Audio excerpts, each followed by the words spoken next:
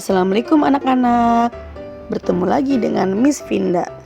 Apa kabar? Semoga kalian semua sehat ya dan selalu dalam perlindungan Allah.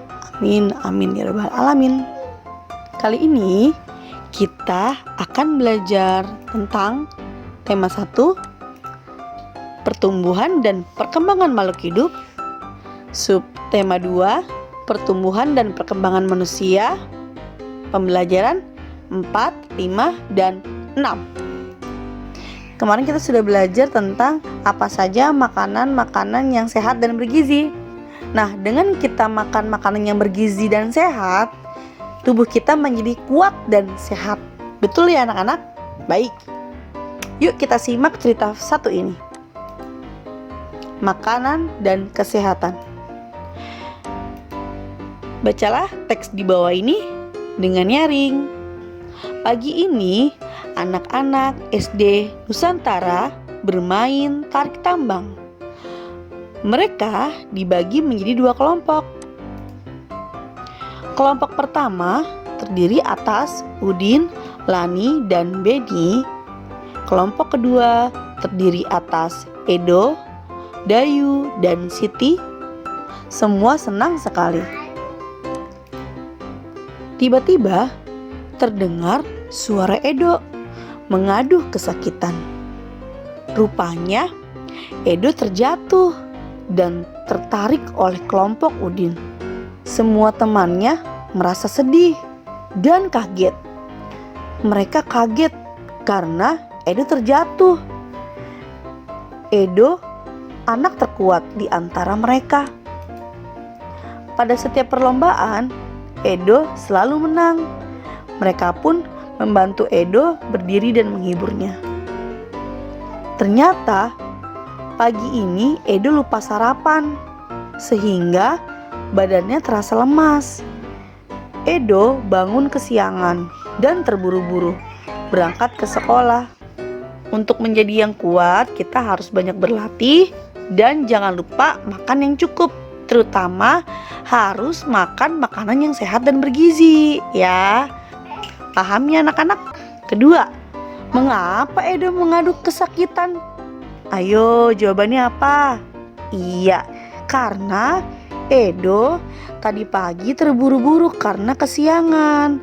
Dan Edo tidak sarapan deh. Akhirnya dia perutnya sakit dan menjadi tidak kuat. Seperti itu ya anak-anak. Untuk pertanyaan-pertanyaan yang lain kalian bisa jawab sendiri ya, sesuai dengan cerita yang tadi. Paham ya anak-anak? Baik, lanjut. Nah anak-anak, kita juga kemarin sudah belajar tentang menghargai perbedaan. Betul ya? Nah, ternyata selain dengan perbedaan pendapat, perbedaan sifat, perbedaan jenis rambut dan lain-lain, ternyata dalam makanan pun kita berbeda kesukaan anak-anak. Betul ya? Baik, mari kita amati cerita di bawah ini. Siti suka sayur bayam. Dayu lebih suka wortel. Kedua sayuran itu makanan sehat. Mereka saling menghargai makanan kesukaan masing-masing. Lani suka ikan. Udin lebih suka daging. Kedua lauk itu makanan sehat. Mereka saling menghargai makanan kesukaan masing-masing. Edo suka kentang. Beni lebih suka roti. Kedua makanan itu makanan sehat. Mereka saling menghargai makanan kesukaan masing-masing. Nah, tadi sudah Miss jelaskan kan ya. Perbedaan itu bukan masalah anak-anak. Bahkan kita bisa saling mencoba makanan yang satu dengan makanan yang lain. Paham ya sampai di sini? Lanjut. Nah, tugasnya adalah kalian menuliskan apa makanan kesukaan kalian. Kemudian dimasukkan ke dalam kolom sini ya anak-anak. Baik, lanjut ya.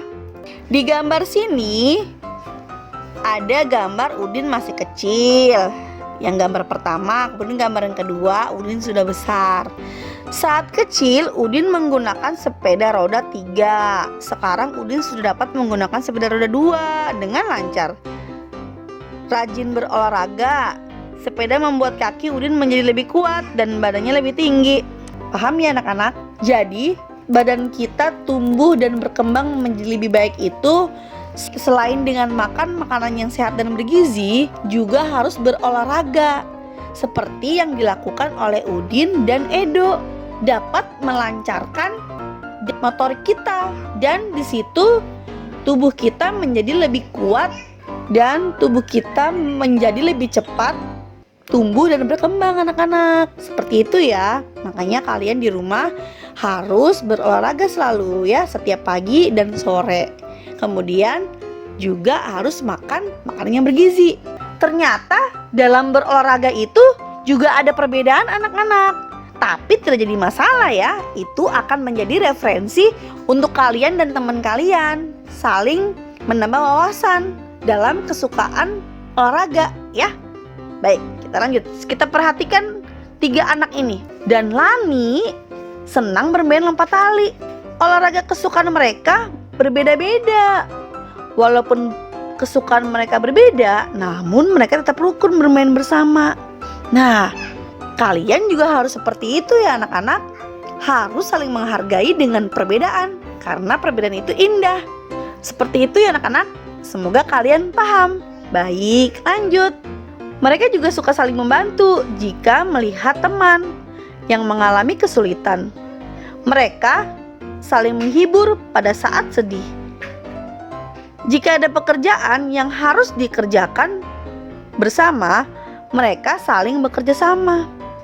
Nah, itu bagus sekali anak-anak. Karena dengan bekerja sama, pekerjaan kita yang banyak akan menjadi ringan. Apabila dikerjakan sendiri, pasti akan lama selesainya dan berasa berat. Makanya kita harus bekerja sama. Gitu ya anak-anak. Nah, contohnya ya, Miss jawab 1 ya. Mengapa kita harus saling menghargai perbedaan? Ayo, mengapa? Iya, karena supaya terjadinya kerukunan dalam manusia yang satu dengan manusia yang lain. Seperti itu ya anak-anak. Oke, coba Miss kasih tahu salah satu manfaatnya ya.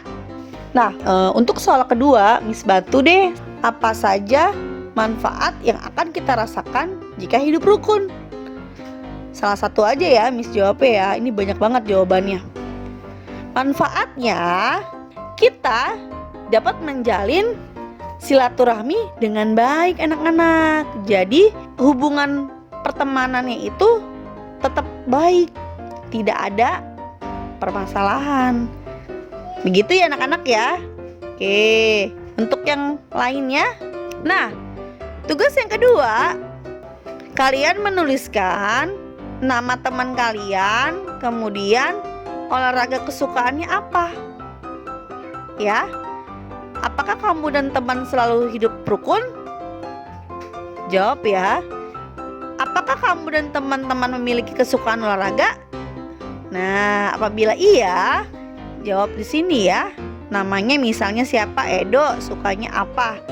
Tapi ini teman kalian di rumah ya. Atau teman kalian di kelas juga boleh. Jadi bukan yang di buku, tapi teman kalian sesungguhnya. Paham ya anak-anak? Baik, lanjut.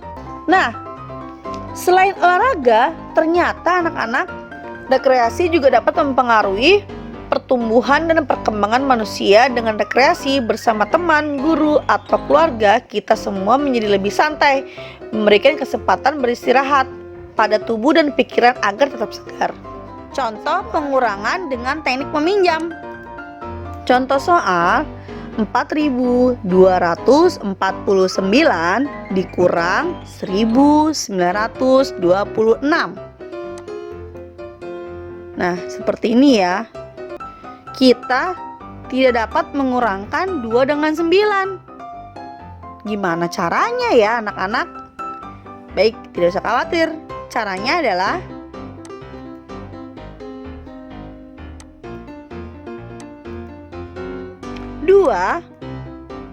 meminjam angka yang depannya, yaitu 4. Ya. 2 ini adalah ratusan anak-anak. Tapi ketika dia minjam dengan yang depan menjadi ribuan. Ya, berubah menjadi nilainya dari ratusan menjadi ribuan, ya. 9 dikurang 6 sama dengan 3. 4 dikurang 2 sama dengan 2. Nah, 2 ini menjadi 12. Ya, atau jika dijadikan ribuan yaitu 1200, ya. Nah, 12 dikurang 9 menjadi 3. Nah, 4 ini sudah menjadi 3. 3 dikurang 1 sama dengan 2. Nah, jadi jumlahnya adalah 4249 dikurang 1926 sama dengan 2323. Mudah ya anak-anak? Nah, coba kita membuat sebuah cerita pada gambar berikut ini. Kira-kira apa ya? Ini ada gambar Siti sedang tidur. Ini Siti belum tidur. Kemudian Siti sikat gigi dan kemudian cuci kaki. Nah, kalian bisa membuat cerita Siti sebelum tidur ia melakukan sikat gigi dulu, kemudian cuci kaki. Karena salah satu sikap kita bersyukur kepada Allah atau Tuhan yaitu dengan cara menjaga kebersihan pada tubuh kita. Betul ya anak-anak? Nah, yang dilakukan Siti ini juga adalah salah satu rasa bersyukur, ya, agar tubuh Siti merasa lebih baik. Jadi ketika dia tidur, dia merasa lebih nyaman, lebih segar dan lebih tenang, ya, karena badannya sudah bersih. Seperti itu ya. Nah, mungkin kalian bisa membuat cerita lain ya mengenai gambar tadi, kalau contohnya seperti itu. Nah, cerita kalian yang tadi tentang Siti tadi, gambar Siti tadi bisa dituangkan pada kolom ini ya. Kolom ini ada di buku kalian. Ya, paham ya? Lanjut. Setiap hari kita melakukan kegiatan. Tubuh kita menjadi lelah dan butuh istirahat. Salah satu cara tubuh kita beristirahat adalah tidur. Saat tidur, badan terasa lebih santai dan tidak tegang. Manusia juga mengalami pertumbuhan saat tidur. Oleh karena itu, kita perlu tidur yang cukup untuk kesehatan tubuh kita. Tidur juga tidak boleh terlalu lama karena membuat badan menjadi lemas dan tidak sehat. Nah, ada pun hal-hal yang dilakukan sebelum tidur, yaitu mencuci kaki, menggosok gigi, dan berdoa. Seperti yang dilakukan sama Siti tadi ya. Nah, cara berdoa setiap agama berbeda-beda anak-anak. Kita harus saling menghargai perbedaan tersebut. Ini contoh-contohnya ya. Gambar pertama yaitu berdoa dalam agama Islam. Dalam gambar kedua, berdoa dalam agama Kristen. Gambar ketiga adalah berdoa dalam agama Katolik.